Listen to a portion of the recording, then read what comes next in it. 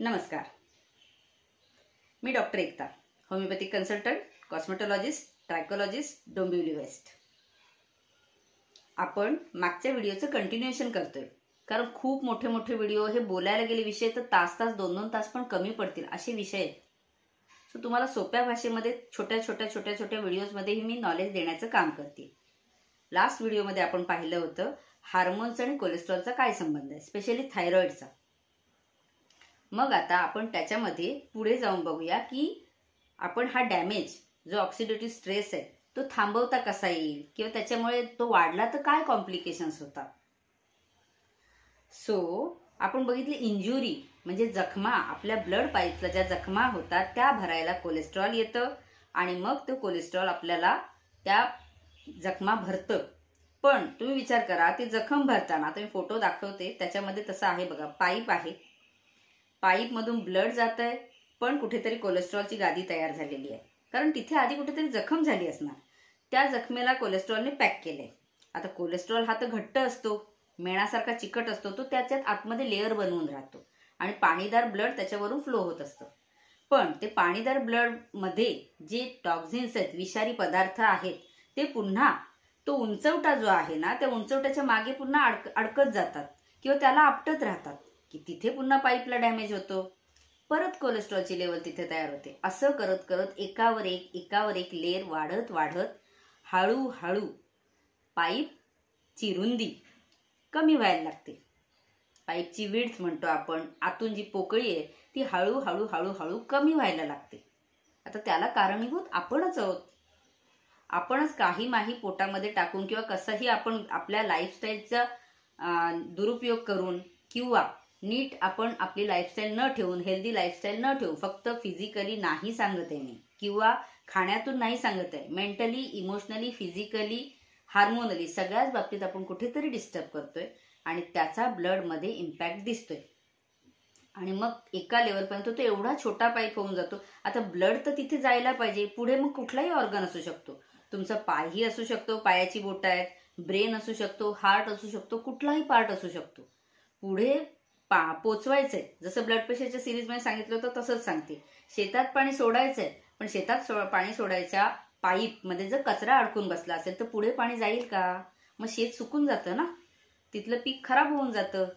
मग तसंच पुढे जर काही मोठा पार्ट असेल, पाय असेल, पायाचा पुढचा पार्ट गुडघ्याच्या आसपास कुठेतरी ब्लॉक होऊन बसलं, ते पाईप छोटा होऊन बसला, पाठून पाणी येतंय जोरात, म्हणजे ब्लड येतंय जोरात, पण ते पुढे जाऊ शकत नाही. मग तिथे जो जोरात प्रेशर टाकत असतं त्यामुळे पाईपला अजून डॅमेज होतो. अशा वेळेला तर प्रेशर वाढतंय, ब्रेन, हार्ट जोरात पंपिंग करतात का, तर तिथपर्यंत पोचवायचंय.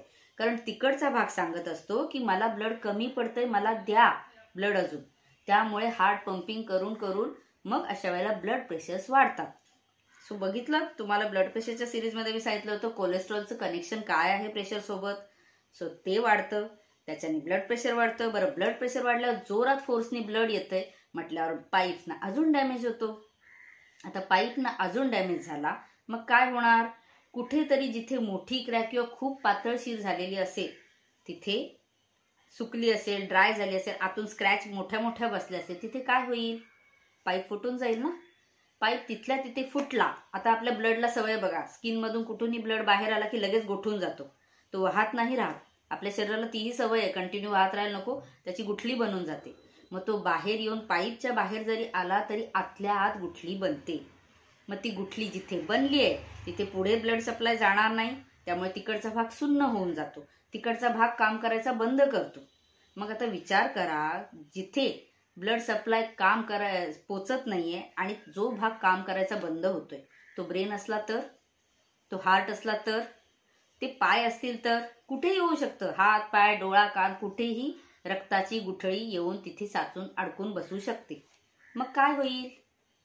मग इथे सुरुवात होते ना, ब्रेन मध्ये गुठली झाली, तिथे अडकून बसली, पाईप फुटला, गुठली झालीये आणि पुढे ब्लड सप्लाय होत नाही की त्या भागातून ज्या पार्टला सिग्नल जातात.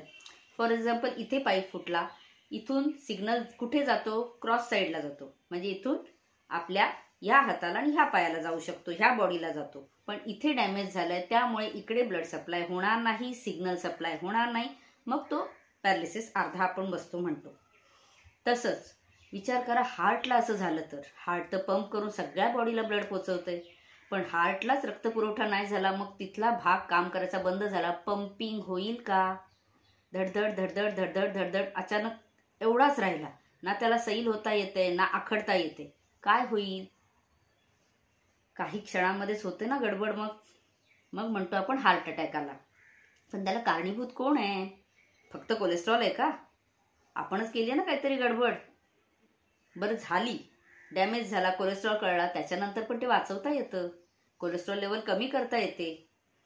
आपण म्हणतो कोलेस्ट्रॉल वाढलाय, आपण हाय खाऊन बसतो, टेन्शनमध्ये जातो, आता कसं होणार, कायमची गोळी चालू होणार, आता हार्ट अटॅकचे चान्सेस वाढणार, आता पॅरालिसिसचे चान्सेस वाढणार, हा विचार करत अजून आपल्या बॉडीला आपण डॅमेज करतो.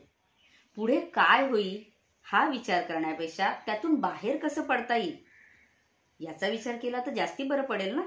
पुढे काय होईल या विचारामध्ये राहून राहून बॉडीमध्ये तुम्ही अजून पॉइझन तयार करता, अजून त्याच्यामध्ये ऑक्सिडेटिव्ह स्ट्रेस येतो आणि अजून बॅड केमिकल्स ब्लडमध्ये तयार होतात, त्यामुळे बॉडी डॅमेज होते. म्हणूनच मागे सांगितलं तर तसंच, तूच आहेस तुझ्या जीवनाचा शिल्पकार.